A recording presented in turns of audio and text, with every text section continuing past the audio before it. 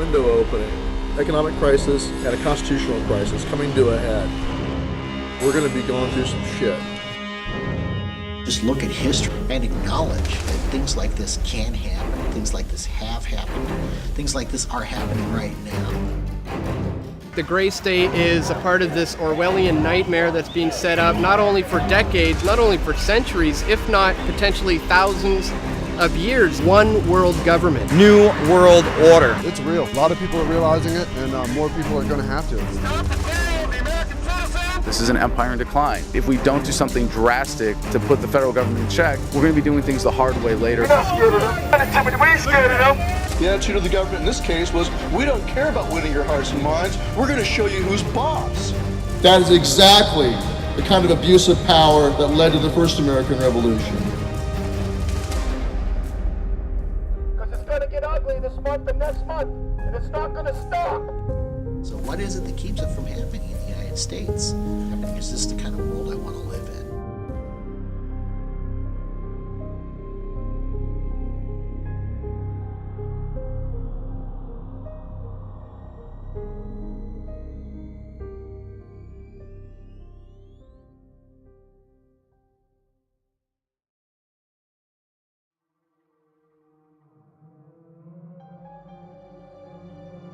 The only thing that's the government different from any other organization is the government has the ability to compel people to do things via force.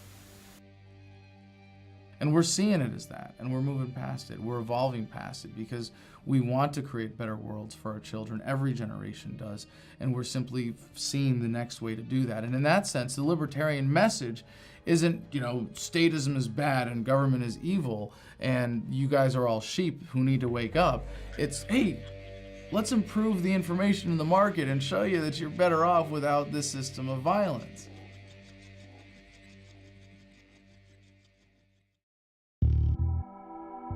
Market actors interacting freely do so voluntarily because they perceive it to be in their own self-interest, that it benefits them. If I buy something from you, it's because I value your product more than my money, and you are going to value that money more than that product. And we both benefit. Anytime you introduce force into that equation in any form, you subtract from humanity's potential to reach that ideal of prosperity and progress. Whereas a socialist system doesn't have those features. So obviously, then you talk more about public property and public control is what can the state control versus what individual control. Economic freedom is taken away to some degree because the state controls things like healthcare. Now the state has to control what you put into your body because you'd obviously be creating a negative externality if you would choose to smoke or drink or whatever. You're now costing the overall public that money. It used to be we had a savings-based economy under an honest monetary system where you couldn't create money and credit out of thin air.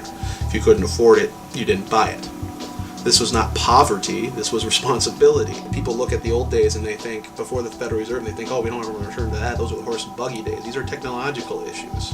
These are not issues regarding the economy. These are things that would have come about by virtue of our dynamic creative spirit that exists on greater and lesser levels in each and every one of us. It's a simple fact of the superiority of using persuasion to get people to do what you want to do, as opposed to saying, well, I'm scared and I don't trust you and I'm going to just have someone with government put a gun to your head and do what I want you to do. When people give money to Bill Gates or Sam Walton or any of these people, he's not taking it from them. They're getting something in return. They're getting a service, they're getting a product. There is an organization out there that does take the money from you, and that's the government.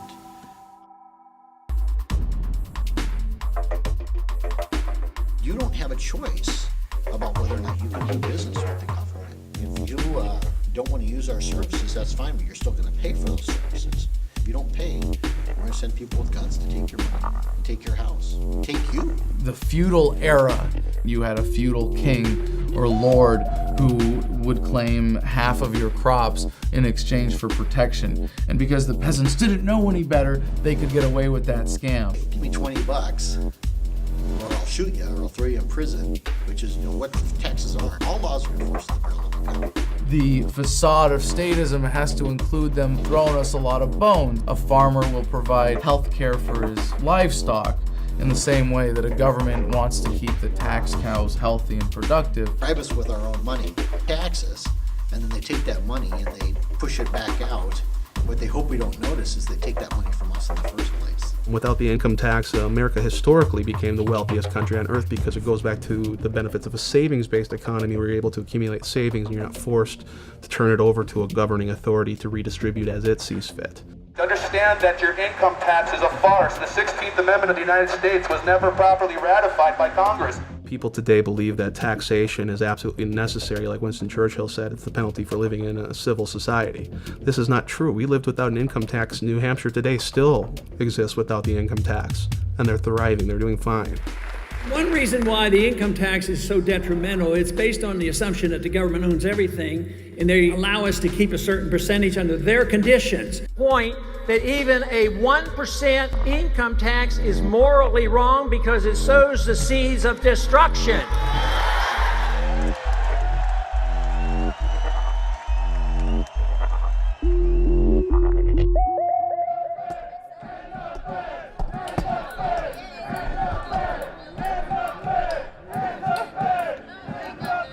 The gray state is a symptom of the step backwards of statism that we're experiencing right now. 2 steps forward, 1 step backwards is the course of human progress. And I can look back and say, well, we started the major step backward in 1913 that was the Federal Reserve. The Federal Reserve legislation was drafted on an island, really called Jekyll Island. All these bankers, the heads of J.P. Morgan and the other large banks at the time got together on this island, secretly drafted the legislation and all that stuff. I think that name is perfect, the creature from Jekyll Island. It's this creature that all these different, very well-intentioned people aren't humble enough to recognize that no one can control this power. You give me control over the monetary supply? You think I'm some saint? You gave someone a monopoly, and then they brought that monopoly into D.C. No different than the IMF today, no different than all the corporations and all the guilds, all the unions that are coming to D.C. to seek their monopoly favors. That's what has to be ended for our free enterprise system to find its legs again. Did you people know that America doesn't even own its own money supply? This private central authority is going to loan money to your government at interest, so they make money off that debt.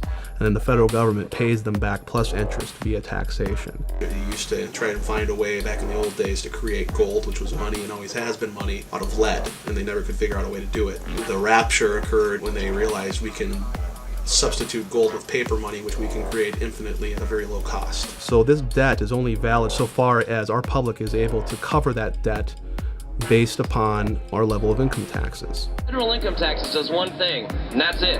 When you pay taxes on your income, that goes directly to the Federal Reserve to pay interest on the debt that they create. Anybody not understand that? Anything they cannot pay for via taxation, they turn on the printing presses. At this point, it's analogous to a Mickey Mantle rookie baseball card. You give some governing authority the right to create photocopies of this, pass them off, it's the same thing. What's going to happen to the existing value of all other Mickey Mantle signed rookie cards in good condition? Well, they used to be rare, so they had value. And now they're increasing the supply. So you have declining demand, and you have greater supply. If you ask Bernanke and crew over there, they say, oh no, inflation is only 1 or 2%, don't worry about it. But what if your inflation is 6 or 8%? Somebody's stealing from you. It's theft. The founders called it counterfeiting. What gives our paper its value is its world reserve status. Every currency on earth is backed to some degree or some percentage by US dollars. What used to give that value was that it was backed by something else of value. In our case, we had the highest gold reserves of any country on earth. We had an agreement under Bretton Woods with Saudi Arabia and OPEC, the oil and petroleum exporting nations of the world, that their oil would only be traded exclusively in US dollars. Every other country on earth had to buy US treasuries and convert their currency to US dollars to get oil, which every economy needs to function, of course. That was the key to our prosperity in the early days. It just is what it is. It discourages moral hazard and unnecessary risk.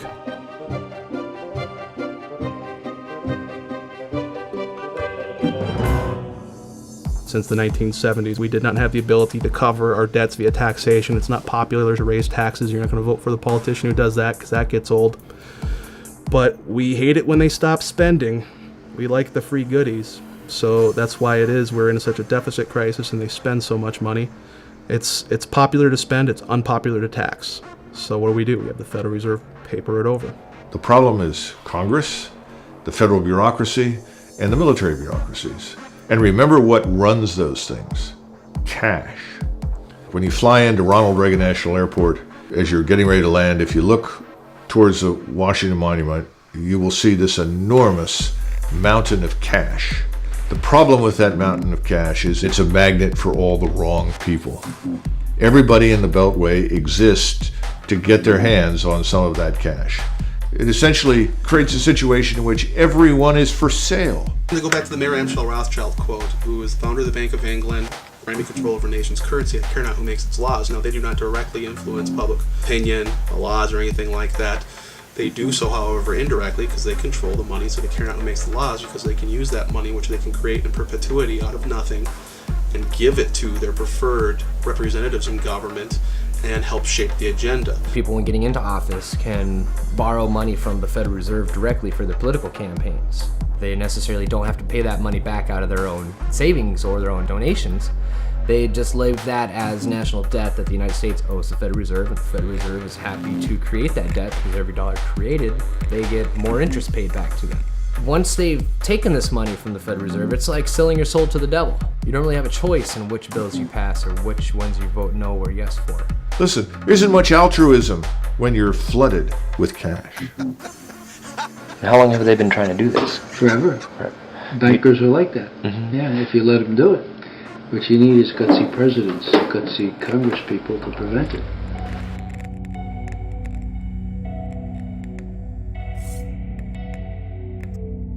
As humans, we're designed to worry about the next tribe coming over and attacking our clan. And men are designed to look out towards the horizon and see threats. But we only see military threats or criminal threats or thugs.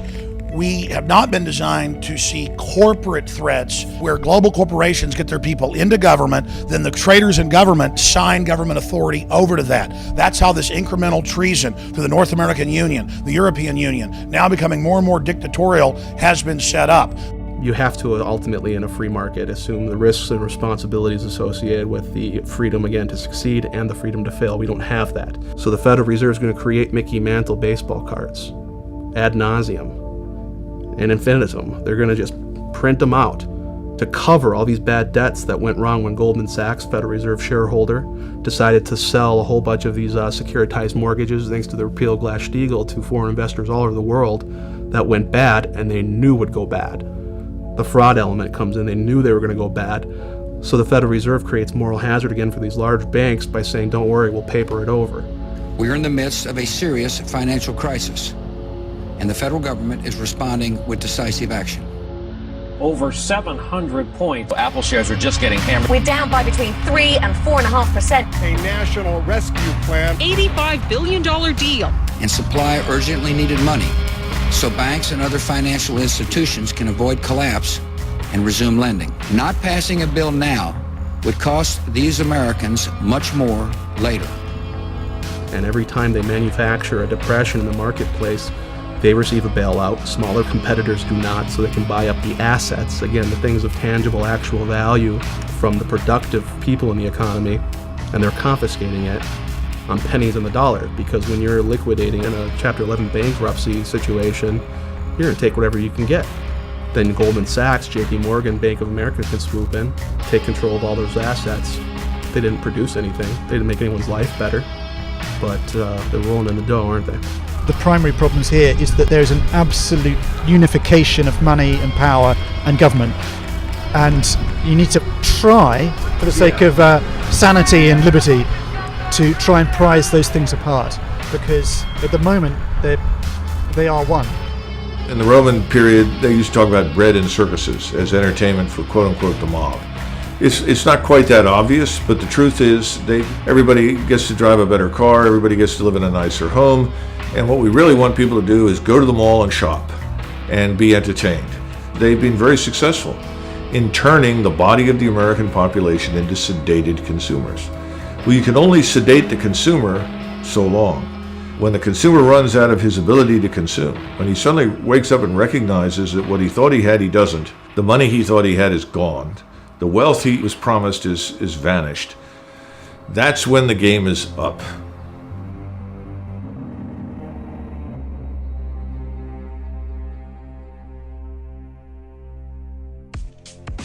Today, inside Washington, the mainstream mentality is that you and I, and the rest of us that are talking in these terms, are out of touch with reality. Our banking system is a safe and a sound one. Our deficit problems are completely manageable. Everything will be fine. We'll pass some reforms, some new legislation. We'll make it all right. Part of the scam of government, by printing money, by borrowing money, we don't have to tax people directly. We can commit intergenerational child abuse and pass that bill off to the people who, when born into America, have a $45,000 stone around their neck as their share of just the federal debt in its most conservatively estimated forms. People keep throwing around these numbers that were 15 trillion in debt, 16, 17. Those are all old numbers. It came out in Bloomberg Financial and other news outlets that under Obama's administration, in the first 2 years, over 23.7 trillion is missing. And that's on top of all the missing trillions from Bush. Raising the debt ceiling, which has been done over 100 times, does not increase our debt. We have now seen our national debt go to the tune of $211 trillion if you consider all of the government guarantees to workers for their retirements and their pensions, etc. We're at a point now where if you were to tax the American public to the tune of 100% of their income for the next 20 years, you wouldn't put a dent in the interest. And we see the economy falling apart. And before, people said, you know, I can't really believe that this is all by design. How do just tens of trillions of dollars go missing? And then Ben Bernanke, the Fed chairman, just laughs at congressmen and senators when they ask him, hey, where's the missing trillions? When everybody's struggling in this economy, Ben Bernanke's out celebrating at this huge gala event. And meanwhile, there's children starving. What'd you do at the 2008 Bilderberg meeting? I'm not doing any press today. For people in high office and high places, there is no accountability. And they like that. And it's a wonderful situation to be in. Never having to answer for what you've done. Will you tell the American people to whom you lent $2.2 trillion of their dollars? Tell us who they are. No. You're in debt, our kids are in debt, our grandchildren are in debt. It is time to stop.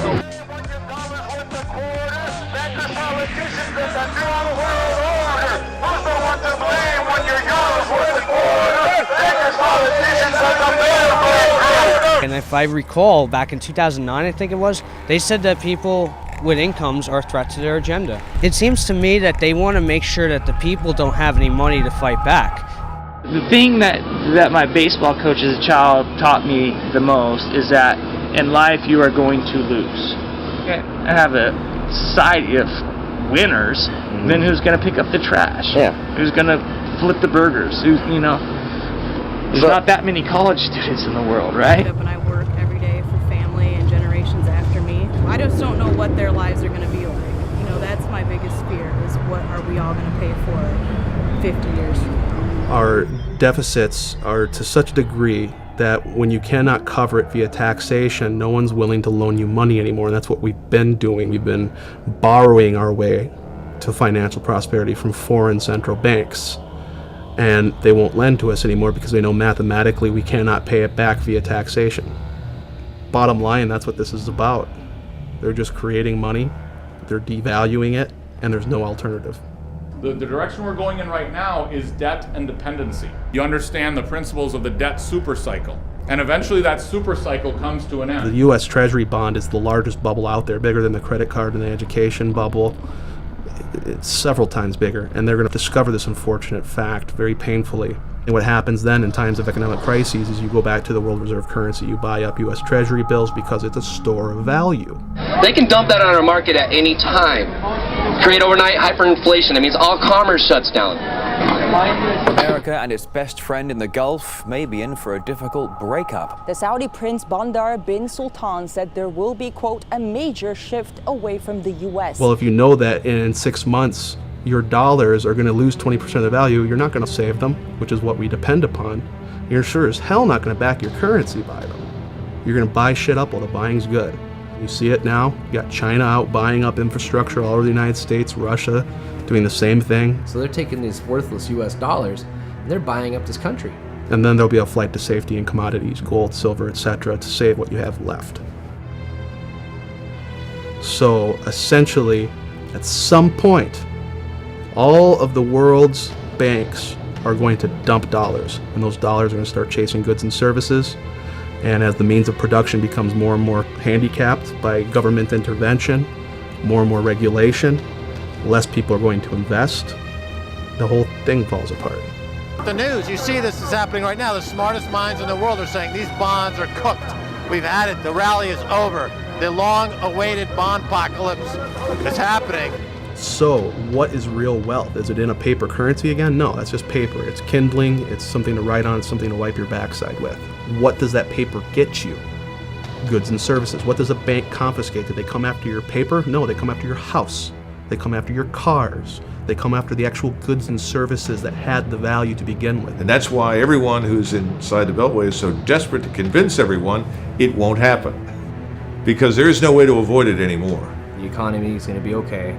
Keep them working because you don't want to create pandemonium. Start getting people too scared about what's going on and start fearing the government, then they're going to have a revolution. They can't have that. They want to keep it on the tipping point where they have control. They're going to use our own money to enslave us and collapse the monetary system at the same time, because again, every currency on earth is backed by US dollars. If there's nothing to replace it, you only have chaos. In June of 1929, Mr. Mellon, who was the Secretary of the Treasury, told the American people that they lived in an era of unbroken prosperity, that they had nothing to fear. At the same time, he was liquidating all of his investments in the market. He was putting everything into cash and gold. He wasn't alone. Mr. Geithner recently made the statement that our banks are solvent, that there is no issue. We have nothing to be concerned about. Nothing could be further from the truth.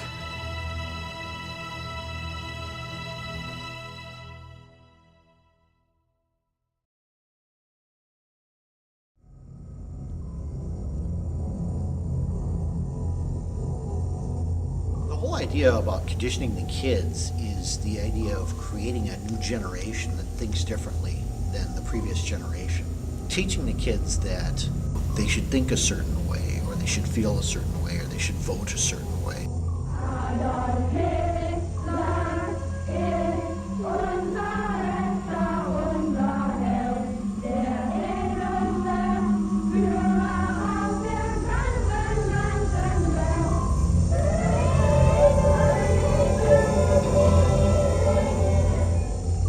In the late 80s, you have the emergence of psychology, the study of psychology, how people think and how people can specifically be manipulated.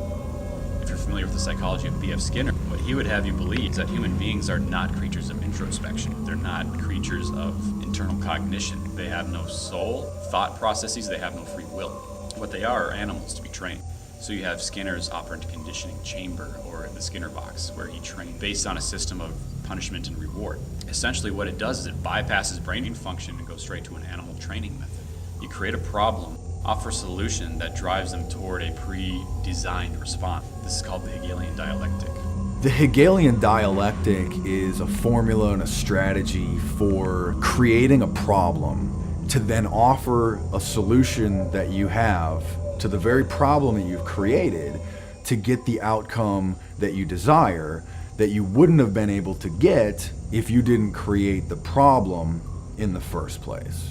Now, the Hegelian social theory was adopted by Lenin, by Marx, and it was applied politically in the form of communism. German psychologist Wilhelm Wundt, he is the first one to apply it to education.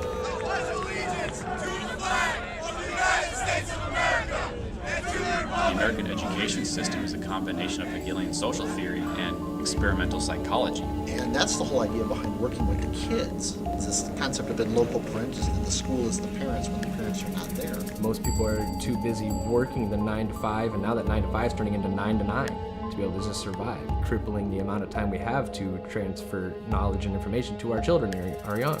So by making sure both parents are away from the children at work, they can guarantee that the social environment of school, preschool, daycare is going to be able to give the children the knowledge that they want to. So what you have is the degradation of the individual, you have the promotion of the state, and you have the elimination of the middle class. Now, under this operant conditioning from Skinner, the only thing you learn is how not to get punished and how to achieve your reward. You're not going to come away from this system thinking, I'm going to stand up for something because it's right. You're going to do it because there's either reward or consequence involved.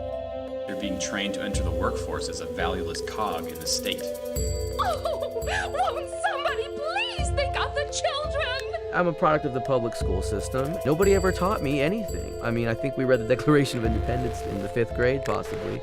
But I think the school systems are designed to keep people uninformed and to not understand the scope of their rights and where they come from.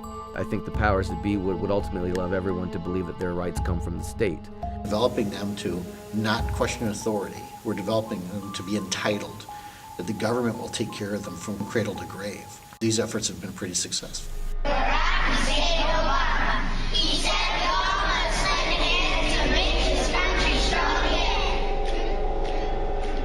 We have whole generations of kids that are being raised to not think like free people, to think like slaves, to think like they don't have self-determination. To be able to control the masses, you have to get rid of them. Because if you don't, you can't control those people.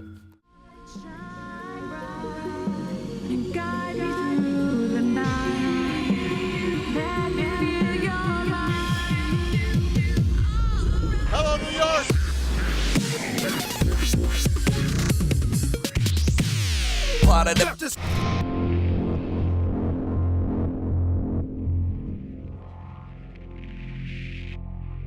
The old saying, divide and conquer. It's easier to manage a population when you have two primary belief systems. You're either A or you're B. These people are conditioned to think a certain way and support a certain team. You know, they pick their winning team, whether it's Democrat or Republican, and then that's their guy. And it doesn't matter what that person votes for. As long as their guy wins, things are going to be different. It's all theater. It's just political theater. We go from rule based on constitutional law to rule based on a cult of personality. Well, he might be wrong, but he's my president, so I'm going to stand with him. That's a very dangerous mode of thinking. Do you support freedom and the American Constitution, or do you support this person?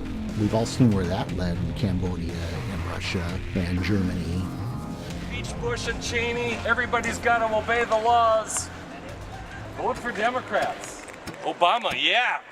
Woo!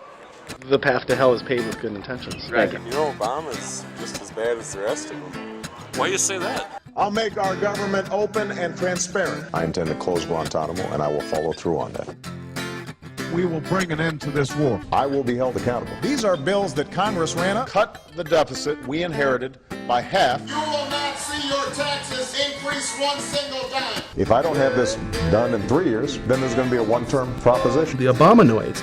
You're going to have 20 to 25% of the American public who will always support Obama no matter what he does because their own ego is on the line and they won't admit it. Actually, those are not facts. Re-elect President Obama! What's your favorite thing about President Obama? List a million different reasons. I think it's truthful. So he's for public education? Yes, everybody in Cleveland, low minority got Obama phone. Keep Obama in president, you know. His public speaking skills are massive. So smart, he's funny, You sign up, you on full steps, you on Social Security, you got low income, you disability. I have a question. Okay, what's He just know what to do. Romney, he sucks. I'll give you 100 reasons. Give me three main reasons. First of all, Obama's ensuring that And the American people have been complacent over the last several decades. They've enjoyed unparalleled prosperity. And let's face it, the average American on the street, he's not interested in what's happening in Kuwait. He could care less about Libya or something else. And so if you tell him, well, listen, we're bombing for democracy, goodness, freedom, human rights, so he said, okay, it doesn't affect him. He doesn't have to go. His children don't have to go. There doesn't appear to be any risk to him. Now that's changing. He's done everything Bush did, but more. Oh, I don't agree with that. You had to continue what was started. You can't just say, okay, we're done. Well, sure, he didn't end the wars, but there are wars now, so we're in support of it. And, oh, well, sure, he hasn't completely pulled out of Iraq, but at least he's reducing the number of troops there. Oh, so it's diet tyranny. It's tyranny light now. There's a lot of other reasons why I'm going to vote for Obama, and hearing that stuff honestly doesn't change it. Pretty good. Most of the policies he's put in place, I agree with. And he's challenging the status quo. Well, he is the status quo.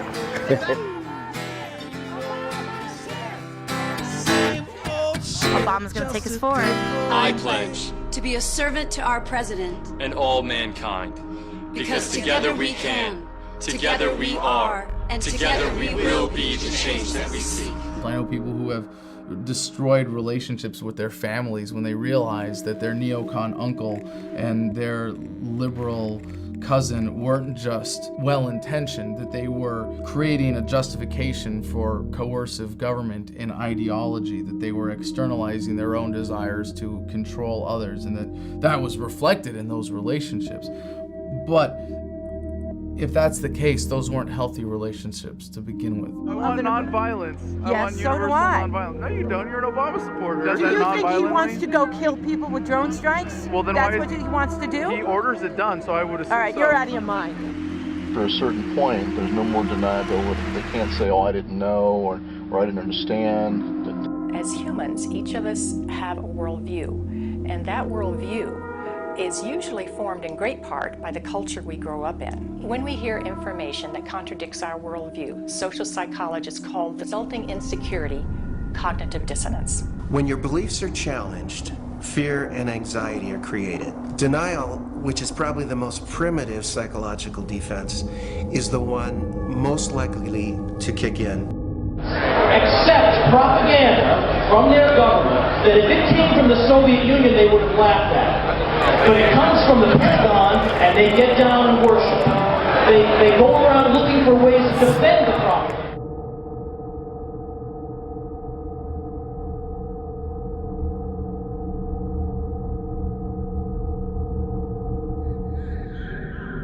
You can find people all over that will say that we should end the war, but they have a lot of trouble saying that when they meet a soldier.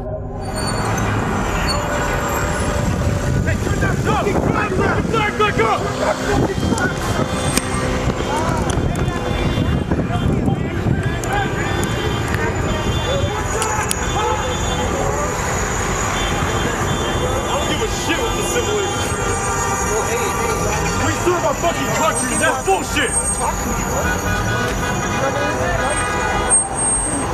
Hey! Fuck off! The bravado of the current U.S. military forces, it's definitely about psychological conditioning. It's the idea that when life and death is on the line, you cannot afford to believe anything but the fact that you are the biggest, baddest force on the face of the earth.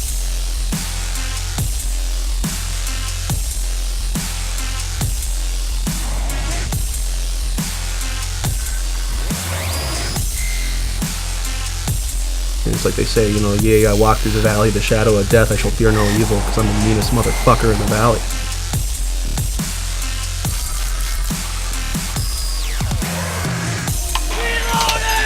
It's like a big video game that I can watch on my TV. And isn't it cool to see all the US flags all over? Patriotism means that you support everything the government wants. A true patriot defends liberty and the people. Another day, man. Another day.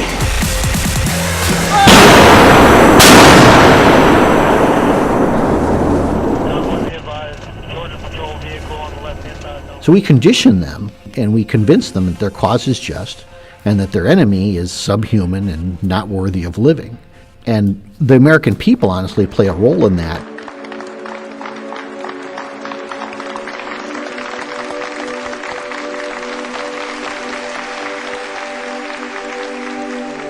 Brave soldiers have come from a combat zone defending our freedoms. Let's give them a round of applause. Who wouldn't buy into that, really?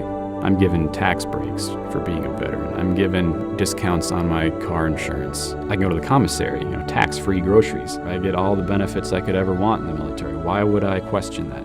Honestly, as a vet, it's gotten to the point now where it's so insincere when you meet people and they say, oh, thank you for your service. It's like, what do you know about my service? What do you know about what I've gone through and what I've been through? They don't realize the bigger pieces of the grand chessboard that is at play. And right now you guys are in a shooting war with people who are supposedly such a threat to our liberties. We have to demonize liberty in this country now because it could result in a nuclear, biological, or chemical attack by a bunch of people who don't even have an air force. They don't have political cohesiveness in these regions of the world. They don't have cultural cohesiveness. You've got all these different Muslim sects that hate each other and can't get along. We're supposed to believe that if we're too free in this country, we'll be exposed to an attack from these elements.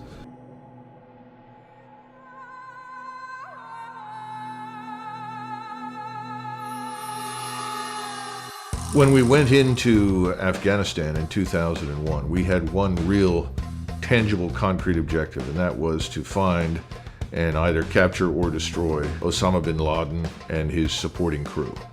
We missed the boat. We failed. But if you trace back how this happened, this certainly had nothing to do with the special forces on the ground. It had everything to do with decisions made at a higher level. And again, when you go into Iraq in 2003, we take an operation that should have been over in a week, and we drag this out for 2.5 weeks. We arrive in Baghdad, and no one knows what to do. No action was taken. The generals simply said, well, we haven't been given orders. Son of a bitch. You're talking about a group of people that have risen to very high levels by deliberately doing nothing. Because if you do nothing, you make no mistakes.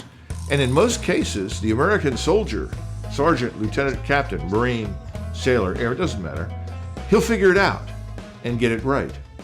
Well, the problem is that we ran into a set of circumstances where that didn't work. They couldn't make it right. They couldn't muddle through. They couldn't just shift the burden of decision-making to the lowest level and hope for the best. And so ultimately you end up with the opposite outcome, where everyone is micromanaged, everyone is tightly controlled, while the people at the top try to figure out what it is that they're supposed to do and how to do it. And this drags on for many, many years. And then finally in 2007, with this so-called surge, the civil war is effectively over, the Shiites have already won, and somebody decides, well, we need to go in and do something to create the illusion that we've won something. We can't just leave.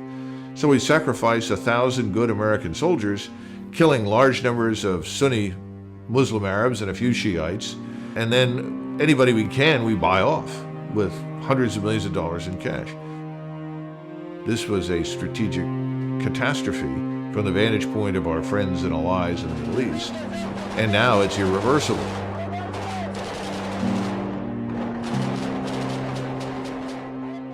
So we pump these soldiers full of experimental vaccines. We send them out with, the equipment made by the lowest bidder into these combat zones. We have soldiers who are coming home. They look at all this and they say, well, it seems like that was wrong, but how could I admit that that was wrong because I was a part of it? You're welcome. I mean, if the American public can't tell you this, if we have to serve, you always come across that mentality too. Oh, you didn't serve, you don't know. I was over in the Persian Gulf getting ready to liberate Kuwait, which is a kingdom, a dictatorship, and here I am liberating their oil assets from Iraq. I thought I was doing the right thing too. And it's really hard to look back on that and say, hey, that military conflict that I was in, that my friends died in, that I got shot at in, I have nightmares about, I guess that really should have never happened. And unfortunately, the media has worked tirelessly to ensure that this truth doesn't reach the American people. You all remember those clips in the old days, the black and white, and you'd see the news guys. They'd always go up and they'd be in people's face with the big flash bulbs. Senator, this happened. You'd always hear, politicians being held accountable, and they're always being asked questions, and you don't see that anymore. Leaders have found a way to cull the masses into their own ideal sets. And whether that's through bread and circus, such as the Roman Empire, or today through the mainstream media, they get to decide that, yes, you're going to be obsessed with American Idol for over a decade, and when that starts to wane, you know what, we'll come up with Dancing with the Stars, and let's really be concerned about who wins the Super Bowl. 3 keys to power are banking, the media, and politics. If you own the banks, you can buy the media, you can buy the politicians. If you own the media, you can control what people see, what people think. You can largely shape the culture. You can create and shape people's fears, people's desires, the perceptions that they have of events. In high definition. Get out of here! Watch me! In 1975, there was a Senate investigation committee called the Church Hearings, which actually uncovered that the CIA was paying, under the table, mainstream media outlets $250 million a year to act as gatekeepers and propagandists. In today's terms, that's $1 billion a year.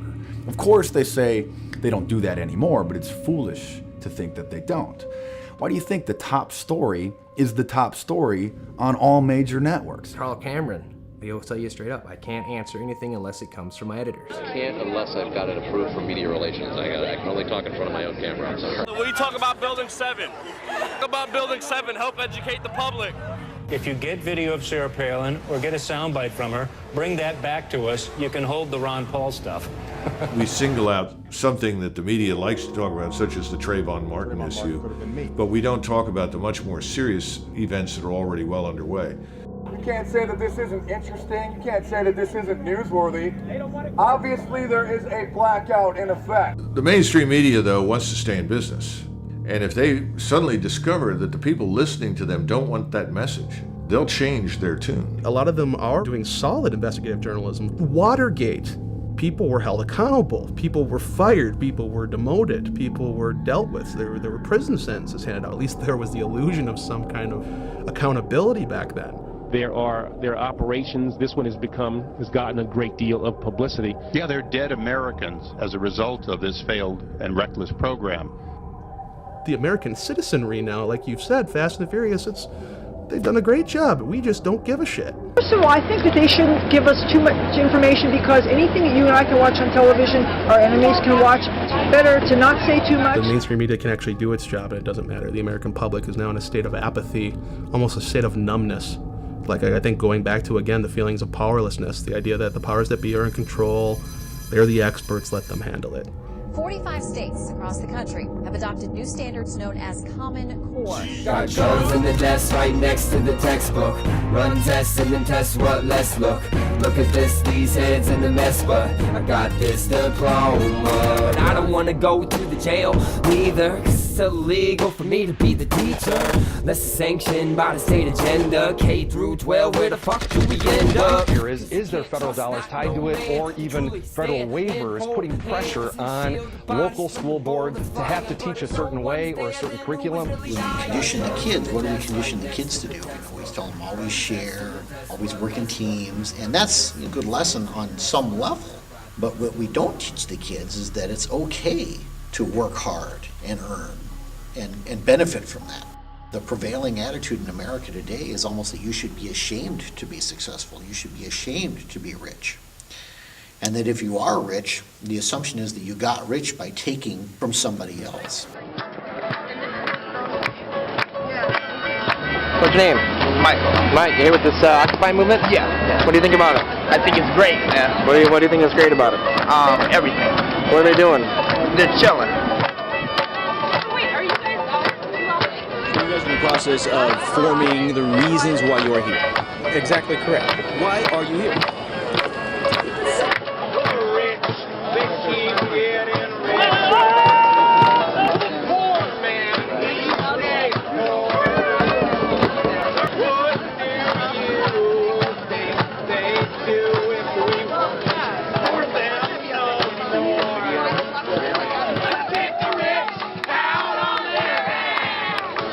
My interpretation is a lot of people have had some hard bumps in life that want things to be free, more entitlements. We have to ask a couple of basic questions. The first basic question, what should the role of government be? Should the role of government be there to run the entitlement system? Should we believe this story that entitlements are rights? Do people have a right to medical care? Do they have a right to a food, a right to a house? And I said, no, they don't. They have a right to their life, they have a right to their liberty. If they had a right to keep their property, then they would be able to afford it. When government does it, they end up not getting anything. The lie that's at the core of collectivism is that this is all for the collective, that is all for the good of the collective. Once they get you to swallow that lie, any other lie they tell in service of that is not a lie.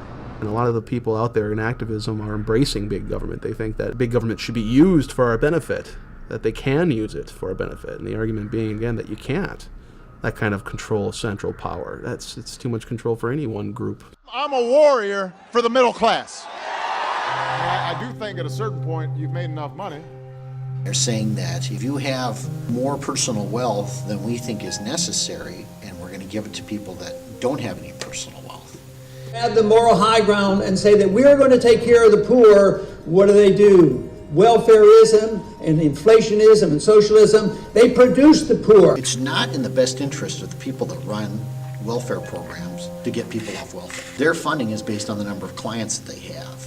Well, if they get a client off welfare, they get a client a job, then they lose that client, they lose that client's money. Because you've got to remember, it's a skimming game. For every dollar that goes to a person on welfare, $10 is used to support that system. All these entitlement programs, they'll go on forever if you let them, because they will encourage people to become entitled. Well, I can work for minimum wage, or I can just quit my job and go on welfare if I have kids. Welfare is a better deal because I still get the money and I don't have to work. We have cultivated this large underclass that has made itself dependent upon government, and government has encouraged that. The ruling elite love to create a nanny state because then you'll go along with their plan. You're not going to bite the hand that feeds you. We have historically been a bottom-up society. We're not a top-down society. You can't make someone equal economically to someone else by giving them something. Are you going to hear Mr. Obama talk in those terms? No, Mr. Obama says everyone gets everything for nothing in perpetuity. Don't worry, we'll print money. You can all be permanently dependent upon us, and that's a good thing. Honestly, it's almost like slavery. If you don't have the means to earn money to support yourself, then you're going to be dependent on the government for food, for clothing, for shelter, for everything you need to stay alive. Because after all, look up the definition in the dictionary of slavery. It's ultimately boiled down to one word: dependence. If you are dependent upon anything other than yourself to provide for yourself, you are a slave. The idea of self-reliance is gone. The idea of independence and individual freedom, the respect for private property, all of these things is gone. No. We can confiscate wealth from people that create it and give it to those who have none, and that will fix things. We've transferred $16 trillion in wealth since 1965 to the so-called underclass. The only thing the underclass has done is get bigger. We become dependent on the government for our basic needs. The next step is we lose our personal freedoms, because then starvation becomes a weapon. Now, if the food stops, if the free services stop, and I think that could easily happen, because I think this whole giant federal edifice could go under, then you're going to have problems in many of these urban areas. In fact, you've already got them in the form of these flash mobs that are moving in and out of stores and essentially overwhelming the people that are there. So this has already begun. It's just not covered in the media. We don't talk about it. But today we think too much of the wealth and believe that government provides this, rather than understanding that wealth and prosperity comes from freedom and productivity and not from the government. When we had a freer market and sounder money and limited government, the middle class in this country was the largest middle class in the history of the world, and it was the wealthiest middle class in the world. I think there should be some changes. We should learn from what happened at Sandy Hook. I feel really bad. That's how change happens.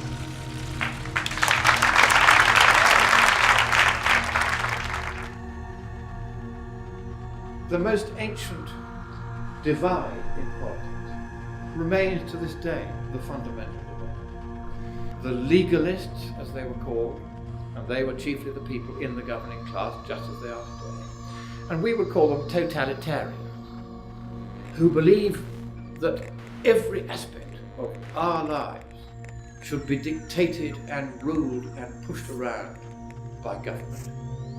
On the other side, what the Chinese used to call the Confucians, the libertarians, the live and let live brigade, the free marketeers, the small government men, the small taxmen. Us. Instead of a political continuum being a line from left to right, it was really a circle. And that all political systems had to be judged by the amount of bodies that they stacked up. At the bottom of the circle, cheek by jowl, was communism, Nazism. Moving up the scale, you had socialism, fascism, all of the various collectivisms that subordinate the individual. And at the top was the constitutional republic of the United States. Free men, free markets, rule of law, ordered liberty. Obviously, there's not been justice for, minorities and such in this country. We all know that. But given that we at least tried with the concepts of liberty, it worked out pretty well. Our government's supposed to be, well, first of all, transparent, but also should be doing our will. They're just our representatives. And we respect the Constitution, nor do they respect the will of the people. They presume that they're that they're somehow, the appointed elite, believe they were born with spurs on their feet, and the rest of us were born with saddles on our backs to be ridden. This is the attitude they have. It's really kind of modern royalty. It's perfectly expressed in, we are the Borg, you will surrender to us. They presume up front that they have the right to direct you because of this larger idea that, oh, by the way, only serves their interest. That's the big lie of collectivism, because it isn't even about collective. It's about personal power of the people who direct the collective. They hate the idea that ordinary smelly people should be allowed to have a say, when government should, in their view, be in the hands of the great and the good who deserve to exercise it. A new aristocracy of blackguards.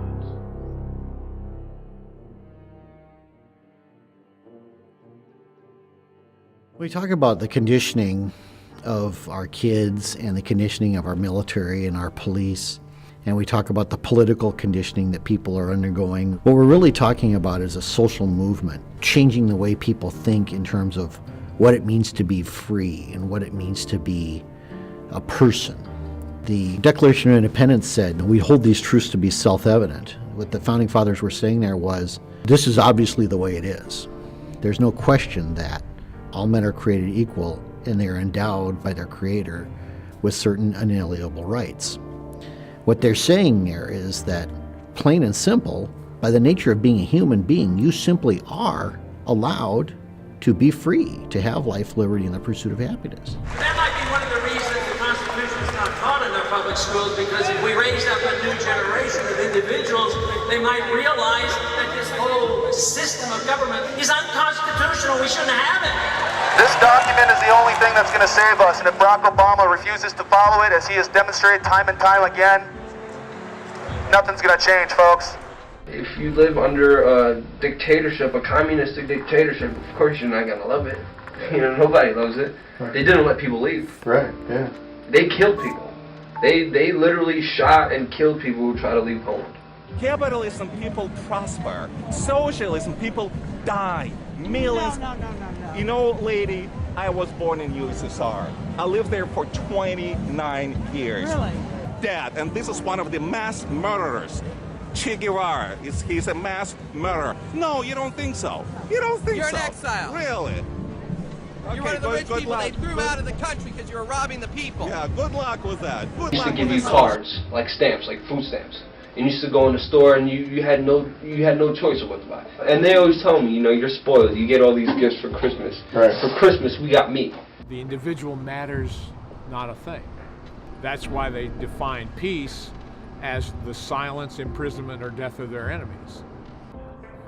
And to believe anything else is to deny a reading of human history. They would grow wheat, they'd grow corn, and then they would turn it all into the collective, and they expected to get something back. Well, the quotas were too high, they didn't get anything back. So you literally had people growing their own food, turning over to the government, and then starving to death. You have rationing of food in any controlled economy. They reduced the people to utter dependency, and that's how the Soviet Union had their way with people for decades. People died. Thousands of people died. My dad, put his whole life on the line to come here because he saw it as a beacon of freedom. He saw it the complete opposite of what he was living under in Poland. That was his major goal, is to get away where I could have an opportunity to live my life in freedom and not be ruled by, the elites. Ultimately, I grew disaffected from communism, first because of the revelations of the killing fields in Southeast Asia. I had cheered when Vietnam and Cambodia and Laos fell. And then the revelations started coming out about massacres of innocents. This is evil. This is evil as the Nazis. Gee, there's a revelation. They called them National Socialists for a reason, and they were socialists. The nice thing about being an ex-communist, and you sort of get this along with the shame of it, and it is a shame. There's not a day goes by that if I think of that period, I don't feel Benedict Arnold looking over my shoulder. And all ex-communists are that way, because we realize how wrong we were. But that's why we make the best anti-communists because we know all the lies. We've got to make sure that those lies don't triumph. We've got to make sure that we atone for what we did back when we were the liars. After the revolution, all these guys who helped the revolution wound up being victims of Stalin because they had torn down any protections of the individual. They were gone. So if you're a hard right-winger, if you're a hard left-winger, if you've participated in the Hegelian dialectic, you've served your purpose. You're what they call the useful idiot. They don't care about you once you have fulfilled your role for them. Once you are no longer useful to them, they just cast you aside. And we've seen this in every war that's been fought in this country. You demoralize the force, and ultimately you drive the best people out. And the people that you're left with are staying there because they may not have any alternative. They may be injured, badly wounded, psychologically traumatized. They may need medical attention. There are all sorts of reasons, but my point is, tell the soldier, hopefully, the truth. But we haven't been telling everybody the truth, and that's my point. The soldier figures that out. He's not stupid. I'm talking about somebody that leaves the FOB, the forward operating base. But even those who don't ultimately get it, and what they figure out is that there's nothing here that really justifies the loss of his life. Now, that's a very bad thing for a soldier. We're expected to sacrifice our lives in action to win. But the soldier recognizes there's nothing here to win. Now, when armies march down that particular lane, you have enormous problems. The soldiers are, for all intents and purposes, U.S. government property, and that's where the term GI comes from. GI stands for government issue. And when Henry Kissinger said military men are like dumb, stupid animals to be used as pawns in our foreign policy, that kind of summed it up. I think of the story of the early days of World War I on Christmas Eve, when they took a pause and the Germans and the British started singing Christmas carols. And they finally got together and exchanged gifts and had a Christmas tree.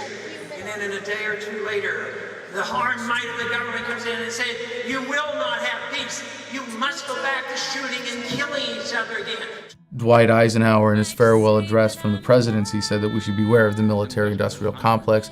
It is fully metastasized today into a cancer on our society that takes the best and brightest and the most nobly intent who would put their lives on the line to defend fellow Americans and puts them into these bullshit wars that have nothing to do with national defense.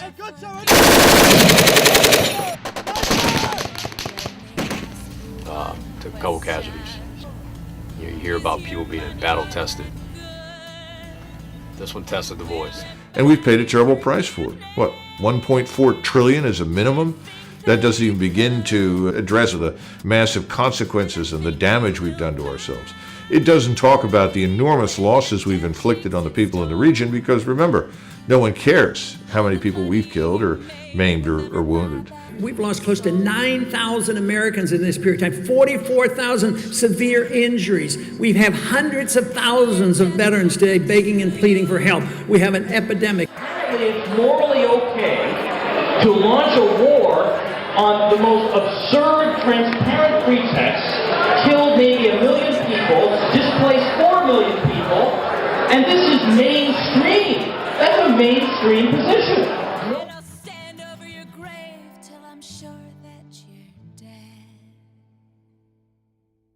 As a result of this work and cooperation with allies and partners, the world is more stable than it was 5 years ago. People forget that when there are these numbers, you can't possibly conceive that millions have been killed in the war in Iraq, for example, because we're such a compassionate military force. People forgetting statistics don't always account for the birth defects and miscarriages. Depleted uranium is essentially an industrial waste byproduct, and what better way to make money of something you don't have to worry about spending money on disposing of safely, right, than to turn it into a weapon. This is a very dense material, a very dense compound, safe for anti-armor. The problem is it leaves thousands of years worth of radioactivity behind, and if you look at children that are being born in Iraqi Kurdistan in particular, where they use a lot of depleted uranium, they're using a lot everywhere anyway, you've got massive deformities and gigantism and other things. Higher rates of cancer, leukemia, and infant mortality were found here than in Hiroshima and Nagasaki. These babies are doomed to die. These are untold thousands, if not millions of lives that are being killed even before they're born. Those are the true costs of modern warfare. You don't hear about our weapons of mass destruction, do you? any American who thinks this Boston massacre is a big deal, but never protested a war, go fuck yourself. In Iraq, from the end of the first Gulf War to the start of the current occupation in 2003, sanctions on the country led to the deaths, conservatively estimated, of 500,000 Iraqi children. That's like 45 Boston massacres per day in Iraq for a decade. One every half hour. And they're not being blown up in explosions. No, these are the ones dying slowly, painfully, starving to death. Did you cry over that? Did you protest? Did you do anything to voice any opposition to what Madeleine Albright, then Secretary of State, called acceptable collateral damage? You can't say that you are a Christian, that you believe in the sanctity of all life, support someone like George W. Bush, and go bombing people in the Stone Age and taking their shit. That's immoral. You can't have it both ways and then say, oh, but I'm going to oppose abortion. You either are or you are not. I can respect someone a whole lot more like a Zygmunt Brzezinski or Henry Kissinger who just outright says it. Just outright says, we're going to take it because we fucking can. And if you oppose that, try and stop us. At least you know where they stand. But with the common American, you want to have it both ways. We are dropping bombs on crowded cities at night where old people and children are sleeping. And we're watching it on CNN.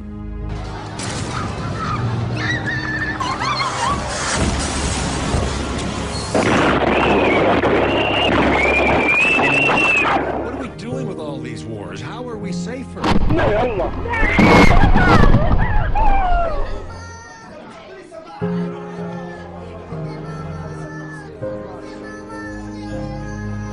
This is a product of the emotionally stunted state that Americans have been lulled into. To be told when to cry, when to care, when to mourn, when to shut up and go along with the plan and keep paying your taxes. They don't hate us because we're free.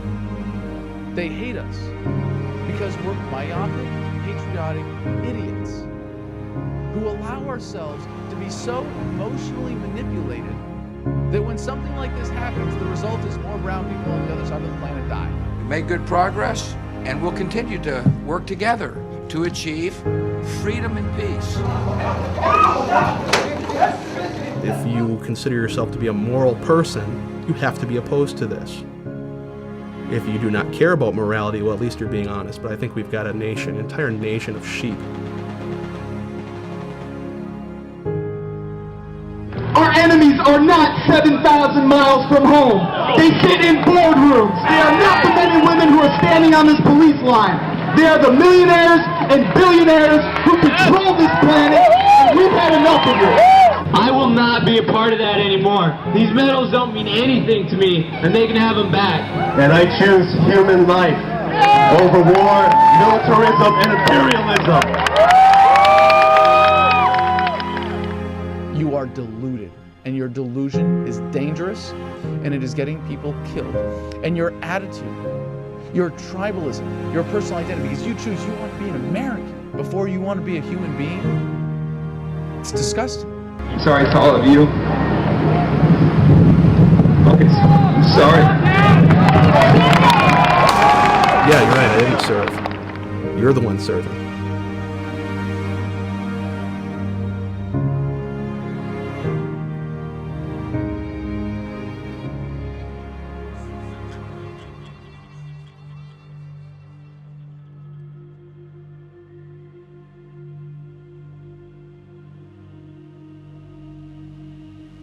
So you've got the media propaganda arm, which keeps us loving our own slavery.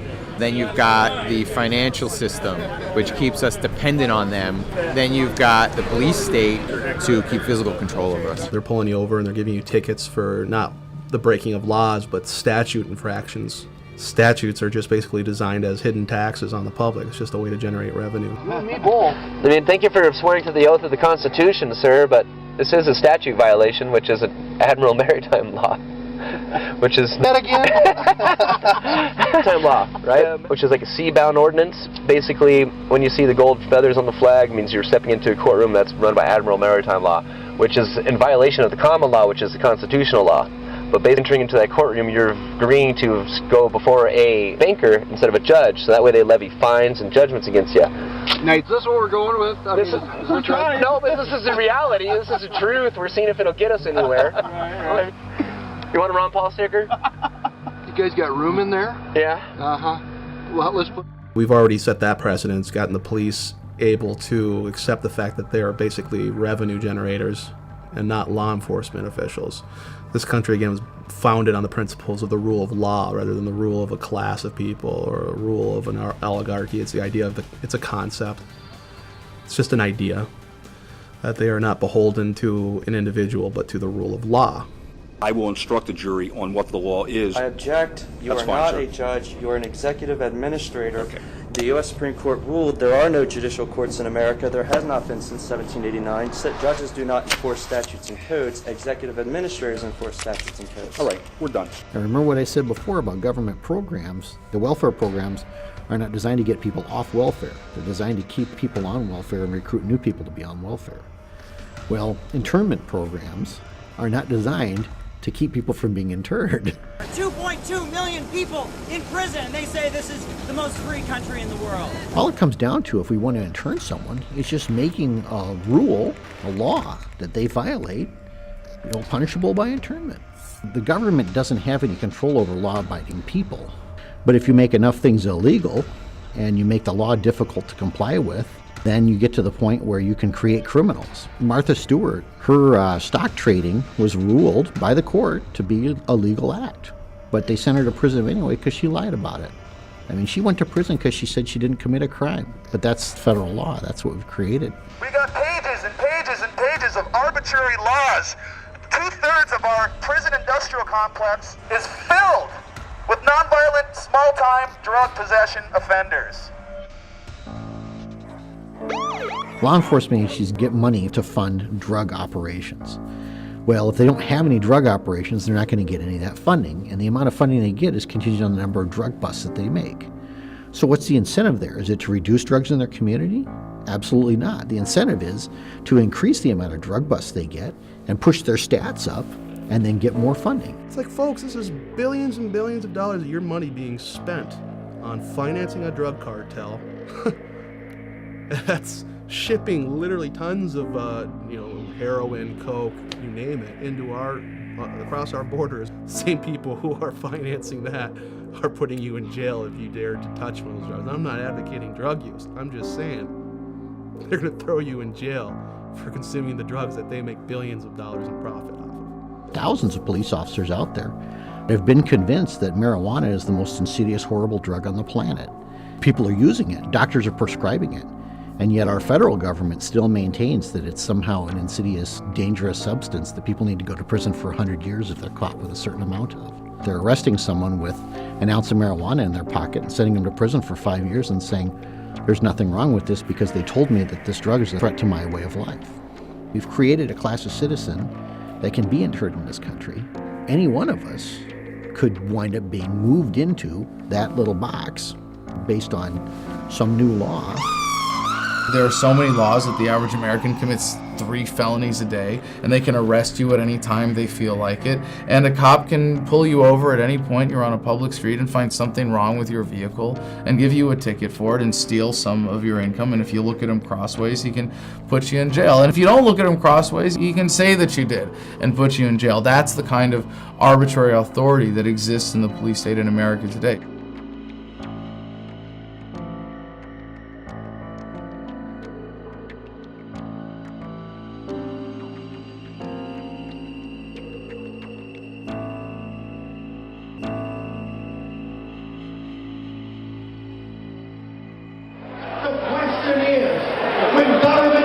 People and oppressive, to whom can the people turn for peace, safety, and freedom?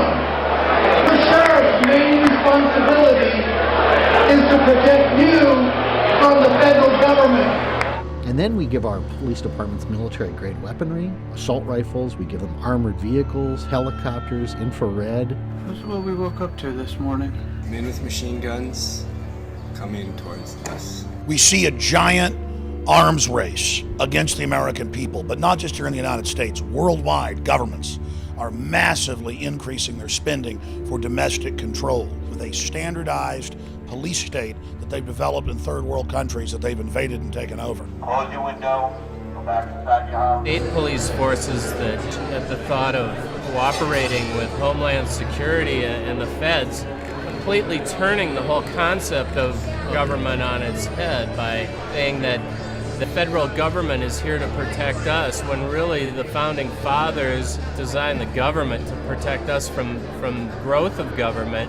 Ronald Reagan said the closest thing to eternal life is a government agency, and it's true, because once you give them the funding to do things with, at best, a warped system of accountability, they're going to take that power entrusted in them to keep their own paychecks going, not by serving people, but by serving that twisted system of approval for that funding.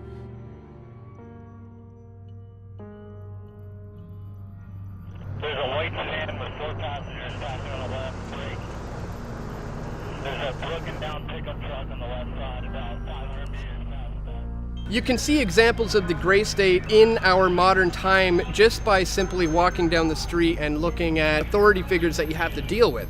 You can see that a lot of authorities are becoming more militarized just by in the way they look, in the way they act, and the way that they treat us. If you have an honorable discharge from the military, it's pretty easy to get a job in any police force in America. We see people coming home from war, taking those jobs, and bringing that mentality of the military occupation to domestic law enforcement. And so that does have an actual effect on the relationship between individual officers and citizen subjects. I was out confronting Karl Rove on war crimes with Colleen Rowley and others. The police escort that he had with his entourage was younger guys, cut, very fit. You know, we all like to joke about the donut-eating cop who's overweight and couldn't run a mile to save his life. These guys are cut. And the look in his eye when I was disobeying him, he wanted to hurt me. He wanted to hurt me. I even called him out on it. I said, "You want to hurt me right now, don't you? You really do. Let me guess, you were over in Iraq, weren't you?" And he says, "We need you to leave. We need you to leave right now." I'm like, "Well, isn't that a bitch? Because I bought a copy of Karl Rove's book here, so I'm a customer.